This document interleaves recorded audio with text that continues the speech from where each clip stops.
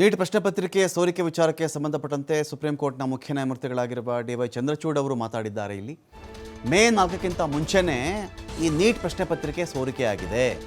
ಮೇ 4ರ ವೇಳೆಗಾಗಲೇ ಪ್ರಶ್ನೆ ಪತ್ರಿಕೆ ಸೋರಿಕೆಯಾಗಿ ಅದನ್ನು ಕೆಲವರು ಕಂಠಪಾಠ ಕೂಡ ಮಾಡ್ಕೊಂಡ್ಬಿಟ್ಟಿದ್ರು.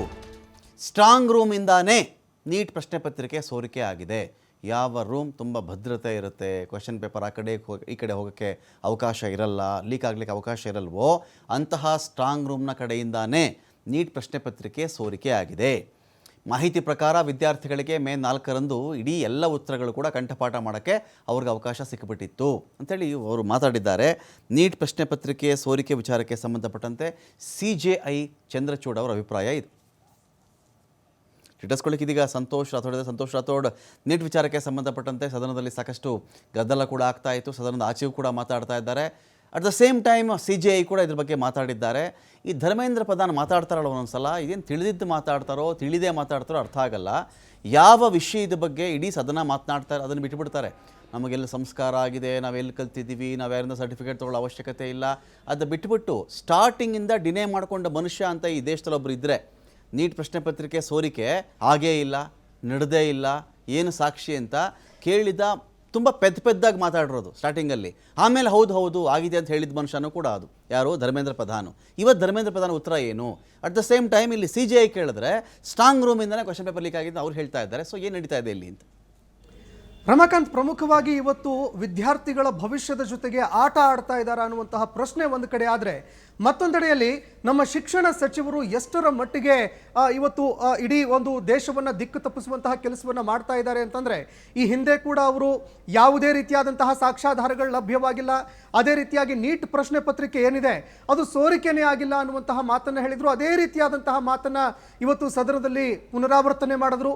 ನಮ್ಮ ಹತ್ರ ಸಾಕ್ಷ್ಯಾಧಾರನೇ ಇಲ್ಲ, ಏನು ನೀಟ್ ಪ್ರಶ್ನೆ ಪತ್ರಿಕೆ ನೀವು ಸೋರಿಕೆ ಆಗಿದೆ ಅಂತ ಹೇಳ್ತಾ ಇದ್ರಿ, ಅದಕ್ಕೆ ಸಂಬಂಧಪಟ್ಟಂತೆ ನಮಗೆ ಈವರೆಗೂ ಕೂಡ ಸಾಕ್ಷ್ಯಾಧಾರಗಳು ಲಭ್ಯ ಆಗಿಲ್ಲ ಅಂತ ಅವ್ರು ಹೇಳ್ತಾರೆ.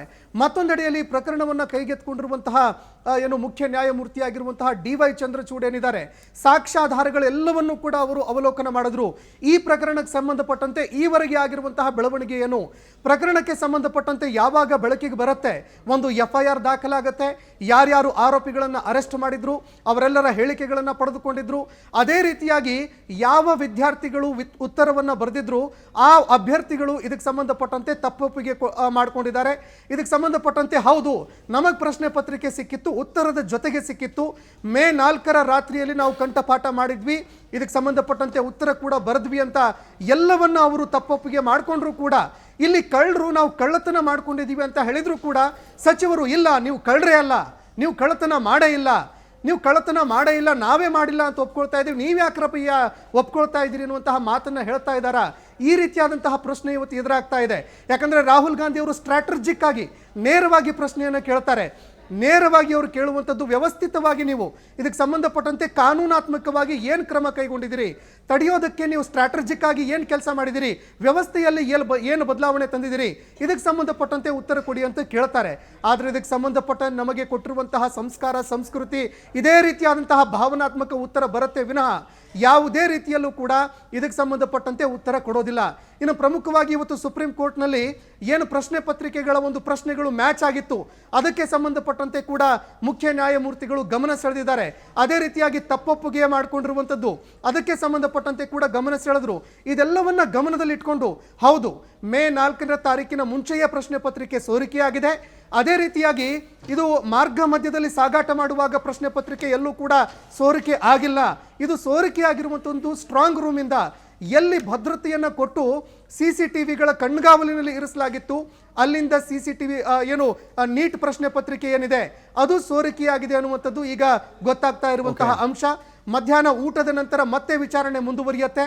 ಇದಕ್ಕೆ ಸಂಬಂಧಪಟ್ಟಂತೆ ಮುಖ್ಯ ನ್ಯಾಯಮೂರ್ತಿಗಳು ಯಾವ ತೀರ್ಪನ್ನು ಕೊಡ್ತಾರೆ ಅನ್ನುವಂಥದ್ದನ್ನು ಕಾದು ನೋಡಬೇಕಾಗತ್ತೆ. Ramakant, thank you Santosh.